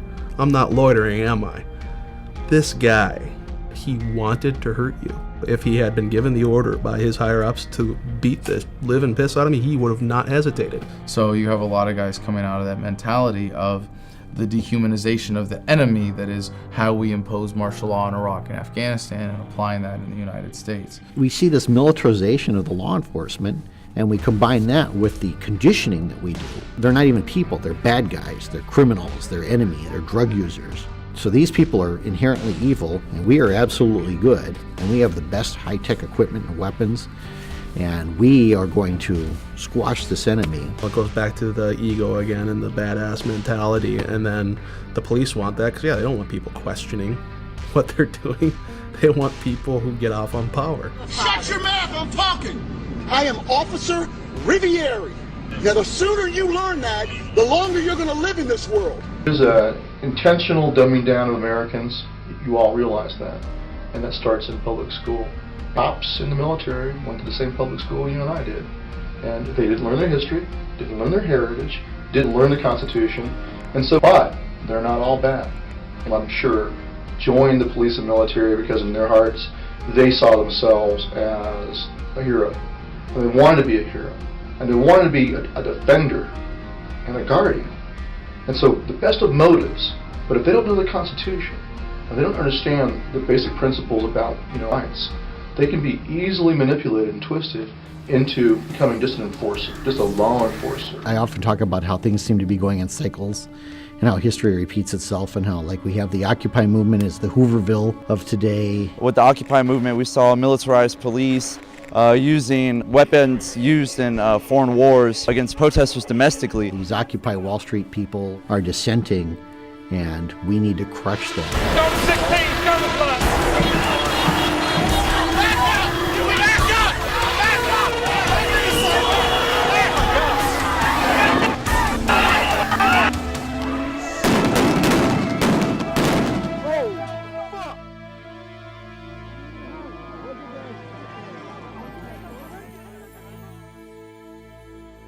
And you saw rows and rows and rows of militarized police, and they assemble and put their shields together and start beating their shields. Thump. It's psychological. It's designed to intimidate and create fear. I was just pleading to cops, please don't tear gas us. We're completely peaceful. No one's facilitating any aggression, and they just like tear gassed all of us. Kids in strollers were in their moms, and people were actually trampling each other to try to get out.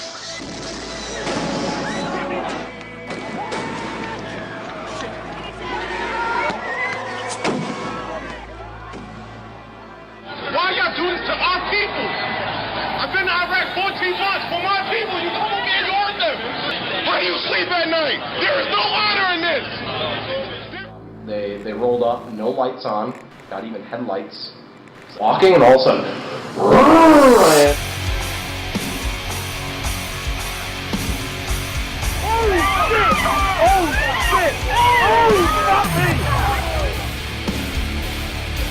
Without a warrant, commandeered my vehicle, search and seize my home. bust out of the car with the guns drawn. Go fucking ground when you see your fucking hands. Don't fucking move. Block. Officers rushed to the car with guns drawn and even rifles out. One fatal shot was fired.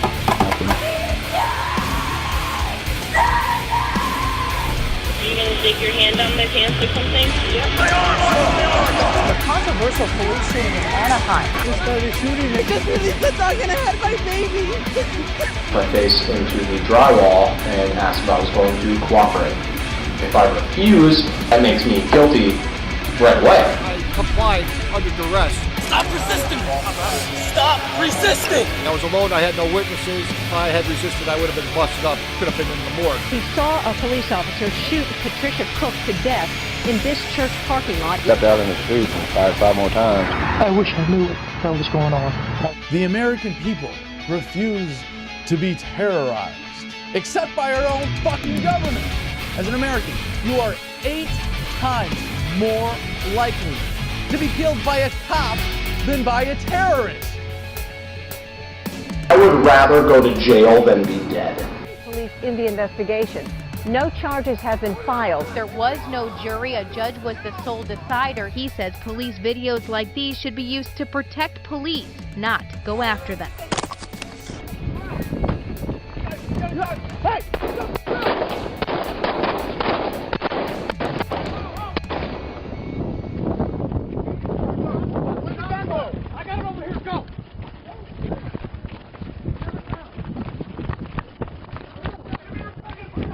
Show me your fucking hands!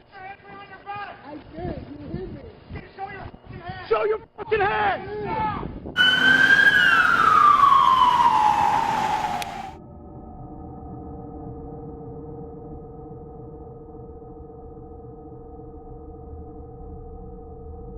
You're pushing people's backs against the wall out there. We got people out there starving, and people tired of getting terrorized by law enforcement. Well, I shouldn't say law enforcement. I will support law enforcement whenever they support the law. I'll just call them enforcement. I told you to stop kicking the window. You hear me? We've had police and law enforcement we talk to and we confront them with facts about what's going on. You got a constitution, you guys swore an oath to uphold it. They say, I don't know and I don't care. I think we're at a point with the economy where they don't give a shit. I don't think they're trying to justify it morally. They truly don't give a shit. It's the idea that I have to do this, it's orders, and if I don't, my pension's gone and my career is over. Well, there's that balance, though. It's like, well, you can protect what you, but then your livelihood, the economy, and I can stand up for that, but then how am I going to provide for my kids? It's pretty easy to abandon the rule of law when you're following the rule of number one, which is take care of you and yours. I think that's the modus operandi of most police. And then you have the truly sadistic 10% of them who just simply get off on it. Not only do they just not care, but they revel in it. It's the idea that, you know, it feels good to be dressed up like this. You know, it feels good to have power over other people. There are, yes, sick police officers and individuals within government who get off on exerting authority unjustly and get off on violating your rights. But that's not the driving factor. That's a consequence of the scam that is government and of the statist paradigm. I never got an order from you. No, I'm not shutting up. You cannot shut me up. It's a First Amendment issue. I can take pictures. It doesn't matter. I know my rights. I don't give a shit. This is a police state. Get that camera out of here. This is a police state. A law is not something to be taken lightly. And we have the law being used as a weapon against the citizens. And the question is, why does the federal government feel like the solution to these problems is to declare war on us? Because that's really what it is. It's a war on freedom. It's the war on us. There's always a danger when you think about government actions and policy to consider big conspiracies or even small conspiracies, when actually sort of incompetence and laziness can accomplish the same things. By the ones that control the money and the media. There's no conspiracy. Infowars.com. Man-made climate change is a total fraud. Those are definitely chemtrails. It's a job by the terrorists. Terrorists did it, we have to hunt them down and kill them. Steel, concrete, everything demolished. But a passport. Yeah, I love that. Floats untouched from the plane to be found by the FBI. Well, if we got the passports of the hijackers, why is it none of their names show up on the flight manifest? I believe what I read. That's just not realistic. Well, just believe anything. Don't believe anything. Don't believe what the media tells you! Rothschilds rule the world. Rockefellers rule the world. Dude, the Jews run the world. Everyone's brainwashed. This is what they want. They want us fighting amongst each other. They're gonna put us in FEMA camps. These are consequences of sin. It always boils down to sin. You don't know what a FEMA camp is? It's working for them. So then who was responsible for 9/11?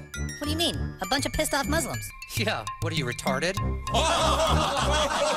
Shortly after 9/11, within a week or two, there was a bill brought to the floor that had been floating around the Congress for several years, but it never had enough support and they couldn't get it passed.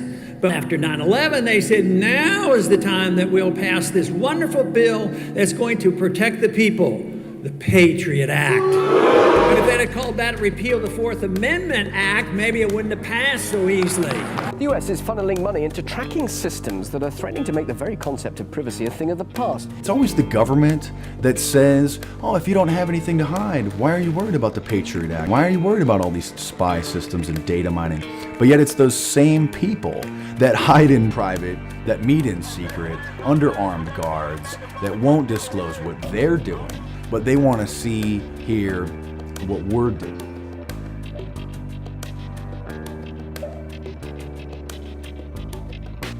New televisions have cameras and microphones built in them, facial recognition scanners, audio, voice recognition. So that is an open video camera and an open mic in your living room, in your bedroom, that any sophisticated hacker or the government could and do tap into at any time. In New York City, they're implementing iris scanners. It's actually an app for the iPhone. We are 5 years away in New York from zero privacy. Scientists are reportedly developing new technology aimed at identifying anyone from much greater distances. Technology that uses physiological and behavioral recognition to identify people. People thought that drones were just in Afghanistan and in Iraq. Now they're in America. Now they're arming them. Now they're putting facial recognition scanners on the drones. When I worked in the agency, this was the day before gigantic amounts of computerization. Everyone had a 201 file. Everything we knew about a target would include any comments that people had made about you, anything we'd overheard about you, 5 or 6 files, each 2 or 3 inches thick. The amount of effort it took to go through something like that in paper format meant a good deal of the 20,000 employees in the CIA spent their time doing just that. In today's digital age, when you can go online and get 90% of a person's history just from open source, your life is not your own as far as the government goes. You can't have 100% security and also then have 100% privacy. We're going to have to make some choices. We see the globalists building a giant police state control grid and calling themselves technocrats. A technocrat is a group of dictators who use technology to control people. It can be warrantless wiretaps and warrantless searches on your digital information. There's stuff out there that will suck your hard drive in 10 seconds or less. It's no big deal. A system touted as a national security necessity is being used to build a database where the biometric identity of millions of Americans will be gathered and stored. It is of no dispute that who you're calling, when, how long you're talking, what you're buying, all this stuff that happens on your smart device is being used. Now, at the time, there's no legal oversight as to what these fusion centers, as they're called, there's no oversight as to how they're going to use it, but it's there. So they're fusing databases, which is the concept of a fusion center, from driver's license, criminal databases, social networking they've added to that now. The CIA could care less about all these social media because it's not sort of objective reporting on people. But the people who really care about that are commercial entities.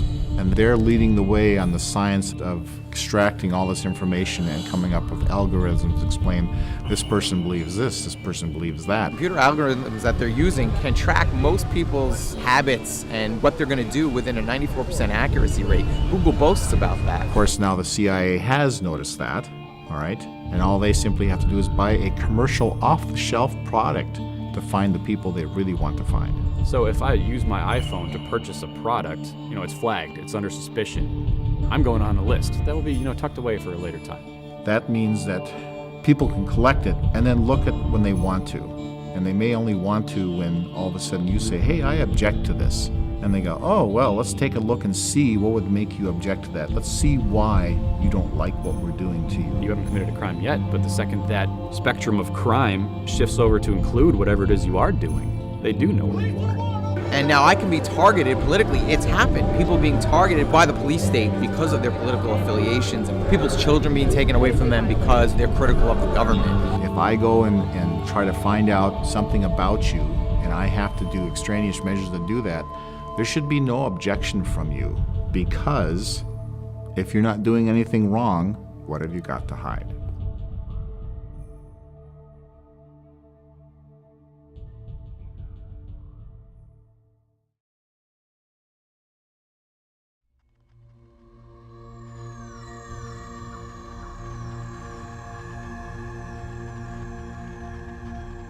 But it's very hard to explain to people who don't get it, because to them it's normal.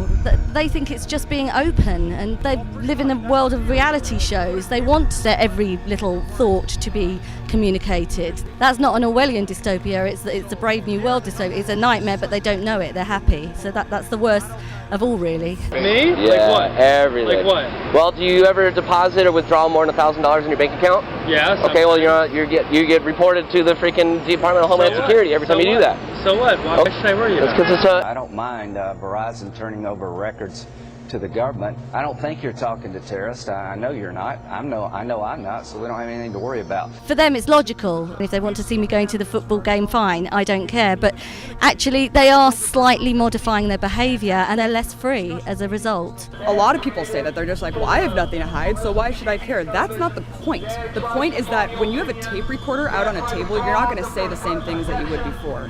You're not going to dissent as much, and that's the real suppression.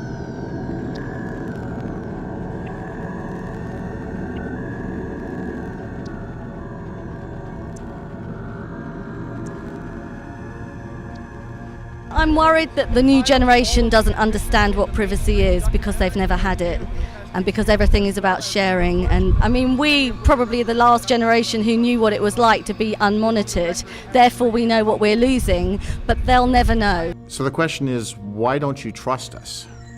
And I tell people, because I've been one of the people who are supposed to protect America. I'm just a person. I have likes, dislikes, I have opinions, and all that stuff bleeds through to what I do.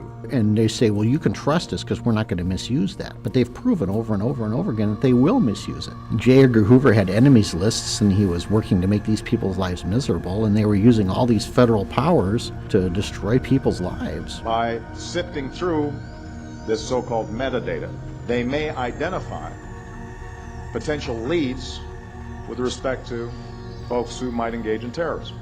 We all know that their definition of terrorism in every government, every dictatorial regime, inevitably starts going to the area of people who criticize what the government's doing. When you become a political target of the gray state, they're going to use anything they can. So they can just look at your Facebook page without a warrant. Now they can use that against you. And I'm convinced there are certain politicians out there that if they could put their political opponents into camps, they would just do it. People say, well, that's ludicrous. No one would ever actually do that. Well, we did it. During World War II, we did it to the Japanese Americans and some German Americans as well. In fact, we even called them concentration camps. England did it in Ireland during what they call the Troubles, euphemistically, where they would intern people at what they called Her Majesty's pleasure. Now we're saying, well, we can do that too. All we have to do is call someone a terrorist and we can lock them up pretty much as long as we want.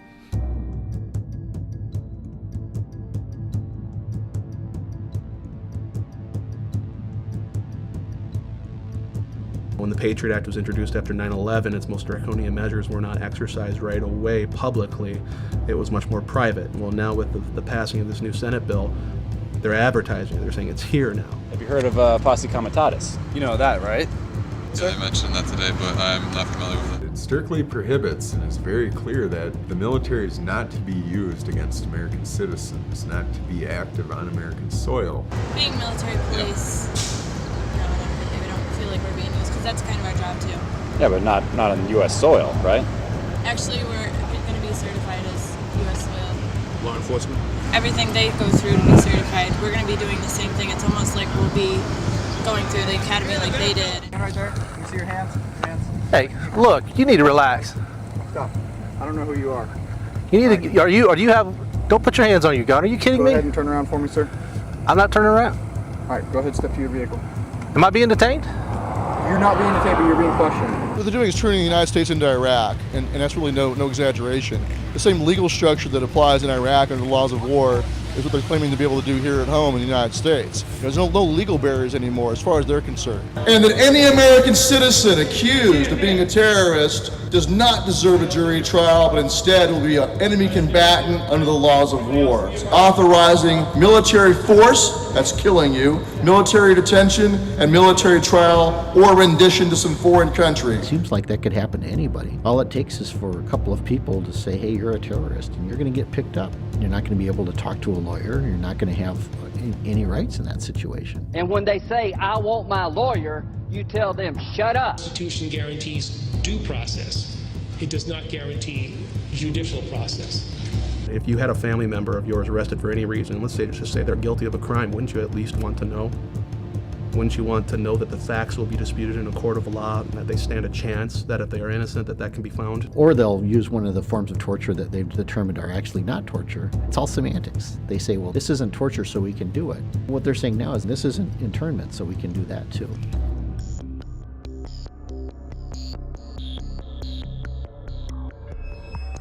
I have two words for you: predator drones. You will never see it coming.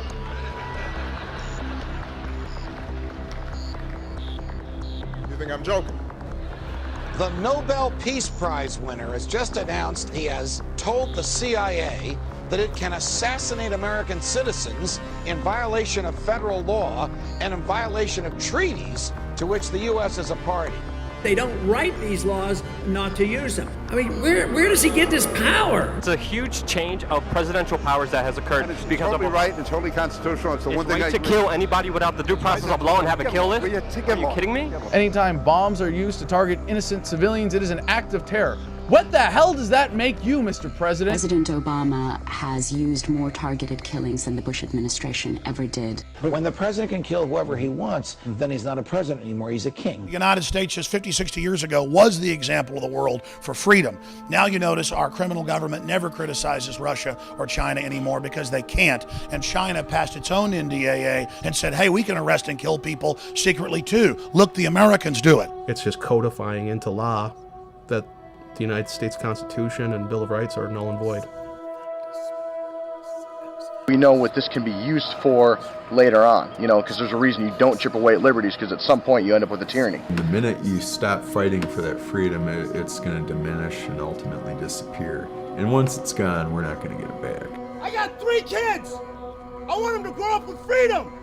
Don't you want your kids to have freedom? They're not gonna have it! What I don't understand though is how come more people aren't awake to it when it's so blatantly obvious to so many of us. Is the conditioning really that pervasive? God has ordained the police officers, in a sense, to restrain evil. We're to submit. I support it completely. You support it completely? So indefinite detention for Americans and assassination of Americans, absolutely, because Obama said it. Absolutely. All right. Happy 4th of July. Why should people give a shit? Well, because this is our country. This is our home. And we have rights given to us by the Constitution. I think that the 1% just wants us to feel that these are privileges that they give us rather than our essentially God-given rights. To the best of my ability. Preserve, protect, and defend. Preserve, protect, and defend. The Constitution of the United States. The Constitution of the United States. So help you God. So help me God. But I think it is an imperfect document, and I think it is a document that reflects some deep flaws in American culture, and that the framers had that same blind spot. What's frustrated people is that I have not been able to force Congress to implement every aspect of what I said in 2008. Our founders designed a system that makes it more difficult to bring about change than I would like. Our ancestors tried to protect us against this omnipotent type of power. That was the whole idea. Your ideas are going to be imposed on other people by force. I'm saying no, it is unacceptable to ever do that. Persuasion and peaceful cooperation is the only sustainable way to get past these problems with society today. Well, I mean, I obviously believe that my ideas are persuasive enough and beneficial enough to society that people should subscribe to them at the conclusions of their own reason and their own sense of right and wrong, but frankly, some people don't, and yes. And at the end of the day, you will use force against those people. I believe that it's the role of the government to use force. So you won't do it yourself, you'll hire someone else to do it, basically. That's what a government is. I'm really ready to get Obama in a second term, and I'm really ready for him to really grab his... The reasons people are tempted to do violence, if you look at the psychological underpinning, it's fear, insecurity, and the desire to survive. That's why government propaganda is always fear-based, and the gray state is a way to control people, to keep them afraid, to keep them thinking that we need government. Now, I know some people want me to bypass Congress and change the laws on my own. Believe me, the idea of doing things on my own is very tempting. So what happens is we see these small erosions of our rights, and we get to the point where people say, well, can't you just live with that? If you say, no, I can't live with that, well, then people go, well, what kind of a nut job are you that you can't live with that? And that's where we see the shift, the change happen. Over time, they say, well, why do we even have that right in the first place? Was that even necessary to have? Like we were discussing earlier, when you have the news headlines covering Fast and Furious and the drug trade, arms trade, trafficking, and no one cares, no one gives a shit. Why doesn't that matter? Doesn't matter to me. Is it because of Obama, or is it because he's a Democrat, or just because you trust the government that much? Well, all three. All three. So you trust the government and you would let them kill you because they know what's best. Say that one more time? Absolutely. Okay. Well, I don't even know what else to say at this point. Have a great day. Oh my God.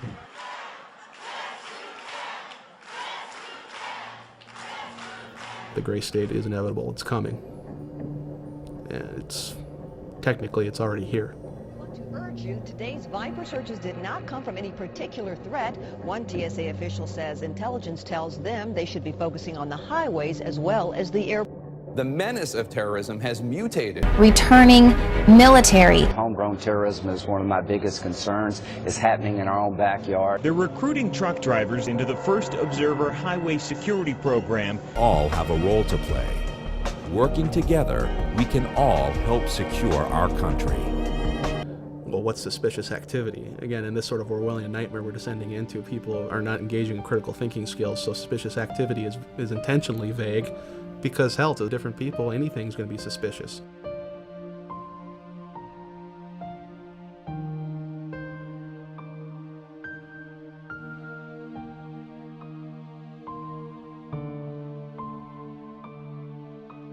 During World War I, there was an organization called the Law and Order League. They would go out on the streets and they would round up men who were the draft age and would force them to prove that they had either fulfilled their draft obligation or were not eligible for the draft. These weren't even agents of the government. These were just people.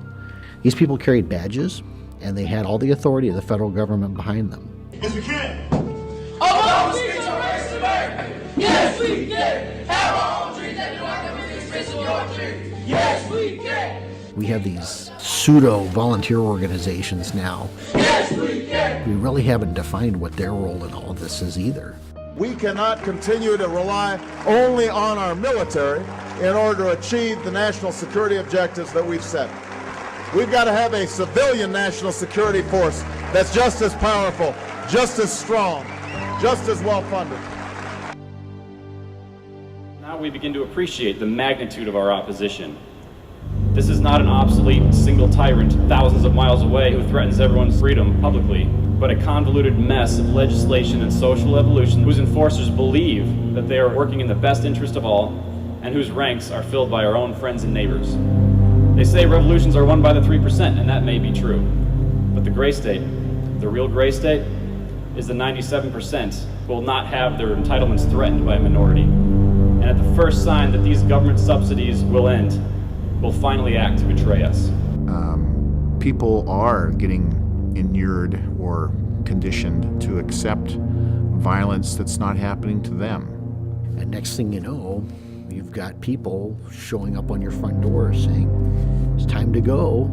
We changed the law and now you fit. What we have now is the illusion of a free republic. It's called incrementalization. Hitler did not have the Jews rounded up into camps overnight. It was step by step. First they had to show their papers everywhere they went. Then they needed tattoos. Then they needed to relocate to labor camps. Then they were exterminated. We're gonna spread happiness. We're gonna spread freedom. Obama's gonna change it. Obama's gonna lead 'em. We're gonna change it and rearrange it. We're gonna change the world.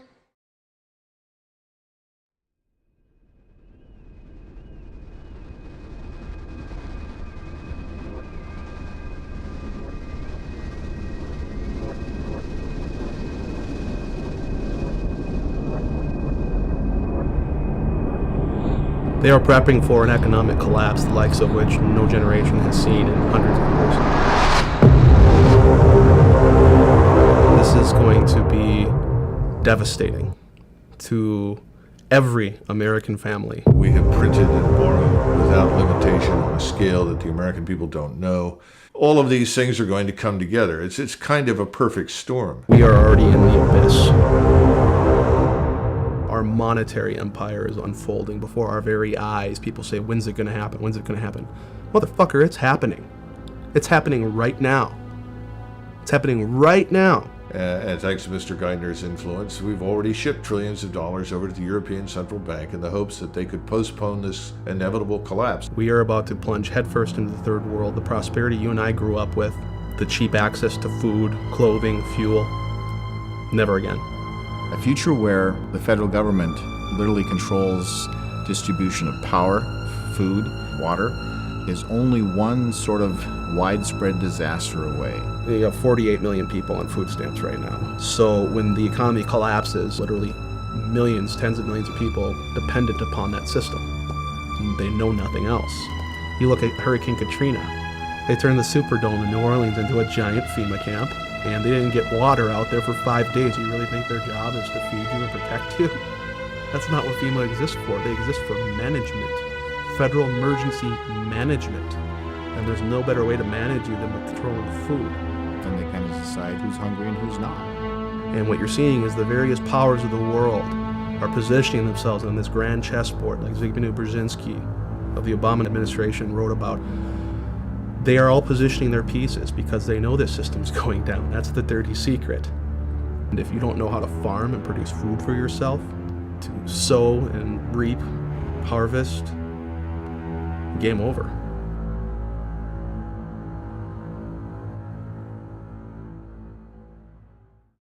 We have become decadent. We've become proud. We've become arrogant. And worst of all, we have abandoned our Bill of Rights. We've let them take it.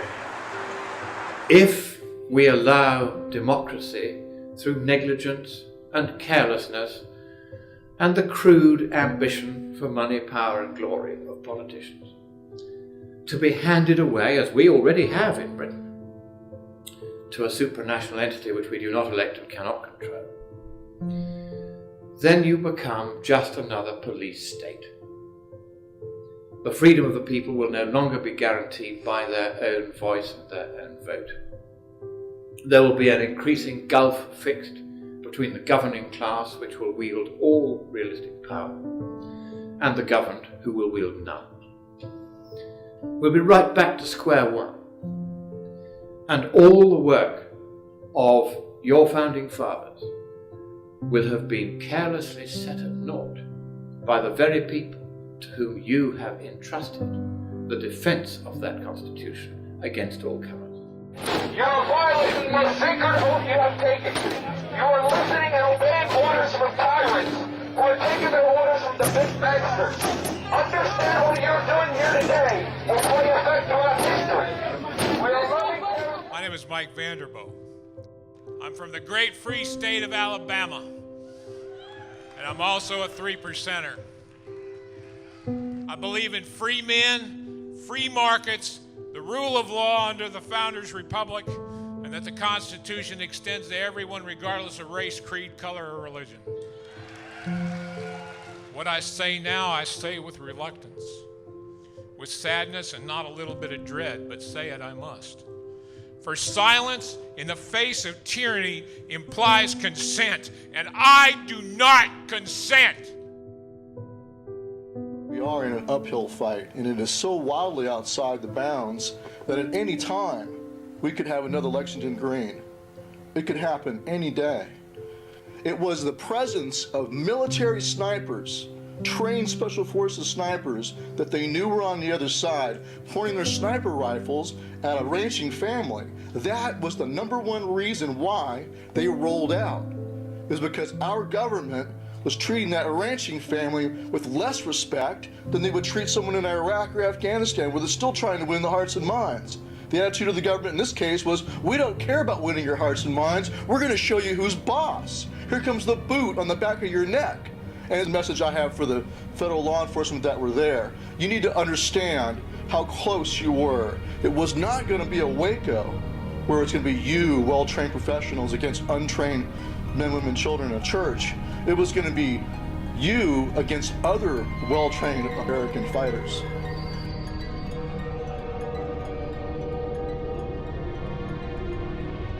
As far as I know, King George, until the fighting started, did not claim the power to order colonists murdered. But your president now claims the authority to use drone strikes or anything else against you. It's even worse than what King George claimed the power to do. They're asserting the power to treat you, the American people, exactly the same as an occupied, conquered enemy nation. What is that? It's treason!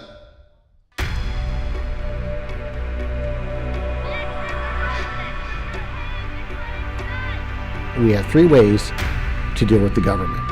We have the soapbox, we have the ballot box, and we have the cartridge box. If they catch you violating their unconstitutional laws, they will, when they please, send armed men to work their will upon you. And people, innocent of any crime save the one these tyrants created, will die resisting. If it came to the point and started rounding people up, I would resist. I would not go to a camp. I would rather die in the street with a gun in my hand than die in a camp.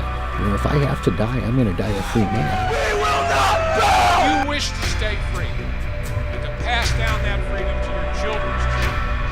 You can do no less than become the lawbreakers they have unconstitutionally made of you.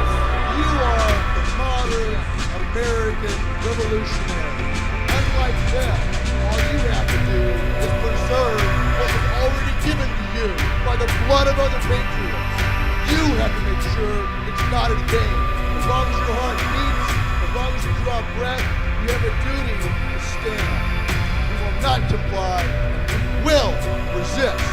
Accept that fact. Embrace it. And resolve to be the very best most successful lawbreakers you can be, and you will stay free.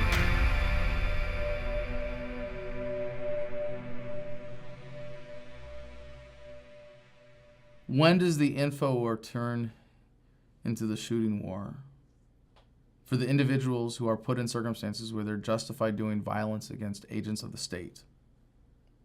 It already is. For the insurgents in Iraq and Afghanistan defending their home, it is already a shooting war and not an info war.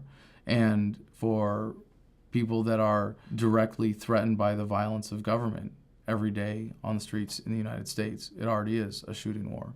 But the way that you defeat it is by winning the info war. The thing you have to remember is the task that we have before us today is a task that's never been attempted before in history successfully. No republic, once it's gone corrupt and long in the tooth, has ever been resuscitated.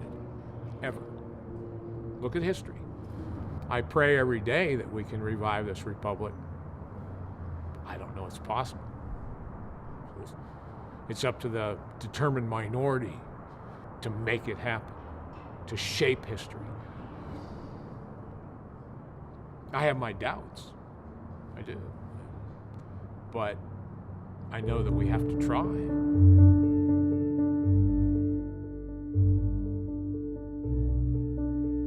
But America, you still consist of nothing but free, beautiful, independent human beings, capable of being the alphas of your own lives.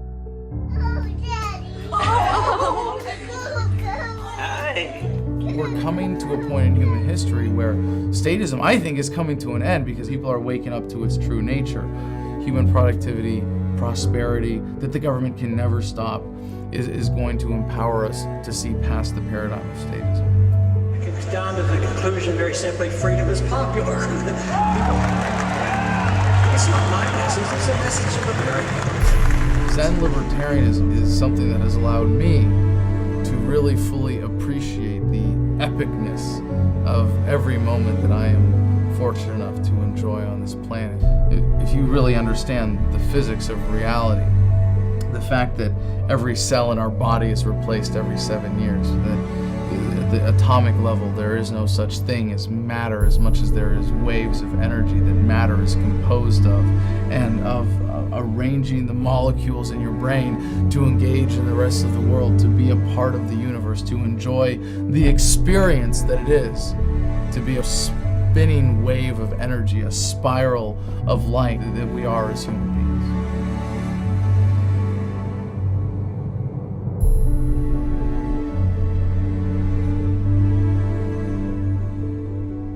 It's a message of empowerment. It's a message of celebrating the divinity in every human being, the inalienable rights that we all enjoy.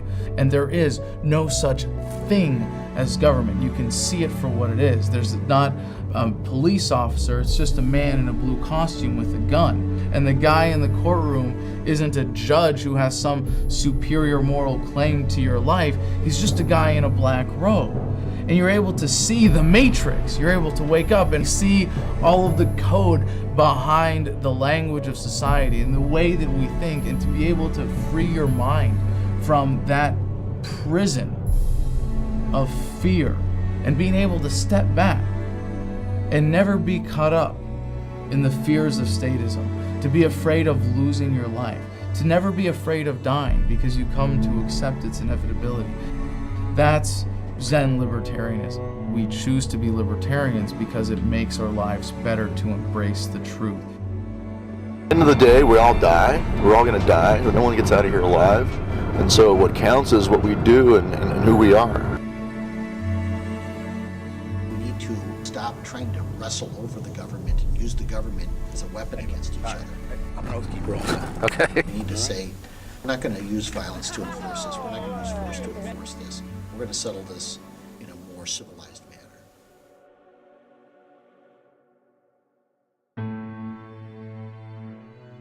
There isn't much chance of avoiding the quote-unquote hard landing that we've been discussing. It is a precipice that some states have already plunged over, and that the federal government threatens to follow. what can you do about it? It's the same thing that's been going on since the beginning of time. We have no power. That's the other lie. The other lie is that these systems can't be wrecked. They can be wrecked simply by an individual saying no. Let's be a man in America and a woman. All we gotta do is stand up and say no. There will always be somebody who wants to be free and is willing to fight to defend that. Human beings need to be free in order to achieve their full potential. Love is the core of this second American Revolution. We do have the power. It would be startlingly easy to reverse all of this, is what people do not generally understand. The elites in every case always believe they are invincible, and they never, ever are. Regimes always fail, and it's only a matter of time before everything comes crumbling down and a new beginning happens. Freedom, being free, will always be. All we have to do is essentially refuse to play ball. You get enough people to do that and just refuse to go along. It doesn't involve a bloody revolution. And in fact, for this one to really truly be unique from revolutions in the past, it has to be that way. And that's it. And it's up to us, guys. This is no joke. Tyranny is the old idea. It's over and done with. We don't need more tyranny. Change this country, go back to our roots, decide that we want to live in a free country and not in a country rapidly drifting toward totalitarianism. We need to reverse the course. I want you to imagine this. Imagine if every single soldier, sailor, airman, and Marine understood what you understand, knew what you know, felt what you feel about freedom. Imagine if they had that conviction in their hearts and in their minds and in their souls to be a warrior for liberty. Would you fear them anymore? I'm letting go and releasing this medal because love is the most powerful force that we can employ as human beings on this planet. I don't want us to suffer this again, and I don't want our children to suffer this again. So I'm giving these back. Never doubt that a small group of people who have firm convictions can change the world, because that's the only way it's ever happened before. It's a bright time, it's a hopeful time. I'm looking forward to seeing what happens because they are on the run. You know, we're on the march and the empire is on the run. One drop of truth, as you know, is an antidote to an entire bucket of bull.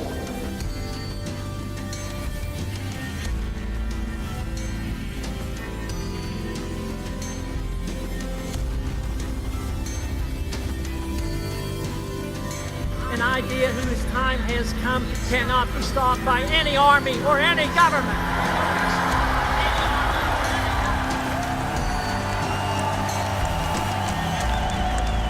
In terms of resistance, say no every chance you get. Every chance you get.